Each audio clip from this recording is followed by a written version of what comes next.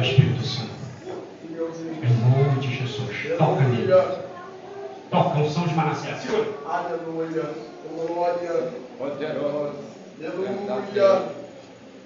Unção de Manassés. Não esqueça, não deixe os profetas sair daqui sem ministrar a unção de Efraim. Aleluia. A unção de Efraim é prosperidade. Deus, glória. A de Manassés é libertação, esquecimento de traumas e sofrimento. Aleluia. Pai, em nome de Jesus,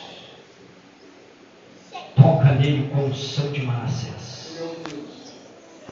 Que ele venha, meu Pai, ser liberto de todo vício.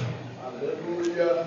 Que ele venha esquecer todo trauma, sofrimento, passado de angústia. E que ele venha esquecer, Senhor, ó Deus, que um dia ele teve algum vício, algo que o aprisionava, algo que o prendia, Senhor, em cativeiro, em lugares, Senhor, de fortaleza espiritual. Como o Senhor me mostra agora, isto na mente dele.